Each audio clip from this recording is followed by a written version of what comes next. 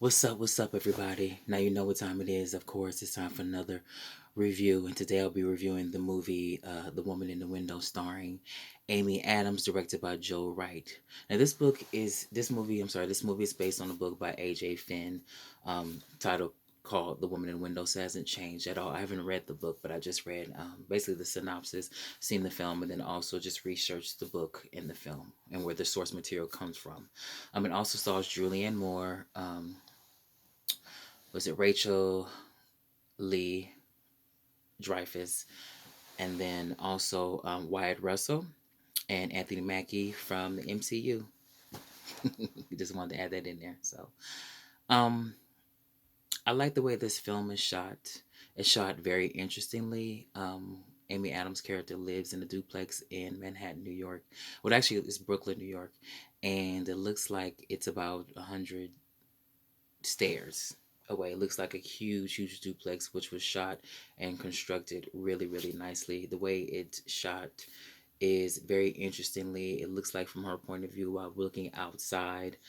She also has a tenant too that she has, which is played by Wyatt Russell, who lives downstairs in the basement, which is big enough. The duplex looks like it's about 100 floors, and like it just goes on and on and on. Like I said earlier, um, the style of it's really clear because it's about the story and the action and what's going on. It's very visual, and Amy Adams is really great in it. I like the way, particularly the director Joe Wright, he directs when Amy Adams' character has this revelation about her family, her daughter, um, her husband, and her daughter, her ex-husband, which is played by Anthony Mackie, and she has this revelation where everybody's staring at her, and the camera zones in on her while the space around her is expanding out. I thought that was really effective and really interesting the way that was shot, and I love how everybody's grouped up, the detectives and the cops and also her tenant are just looking at her. They're all lined up and in alignment with her thoughts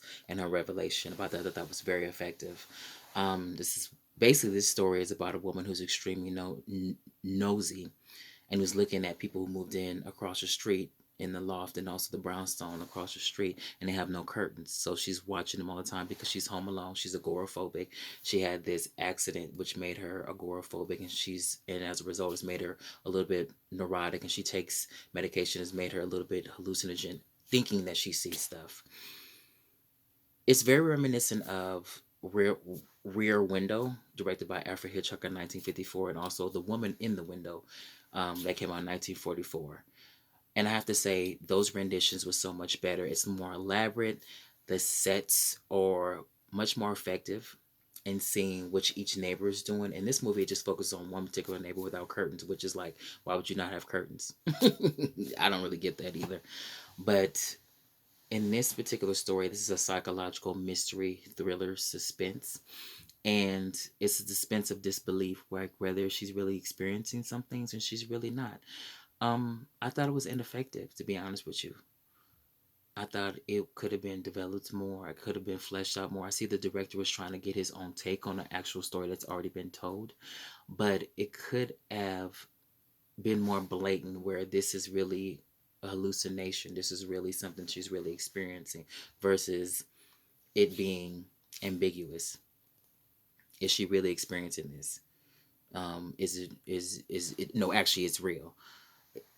Certain scenes that build up to the climax was ineffective in that, and I thought it could have been done better. Like I said, I love the style and the way it's filmed, and I like the acting. It's A-list celebrities, A-list actors, but the storyline and narrative about her going being agoraphobic and is she really experiencing things, is she hallucinating it, was flat for me. I give this film a C. Now, if you like the video that you've seen, please subscribe to my page because I will be uploading a video at least once a week.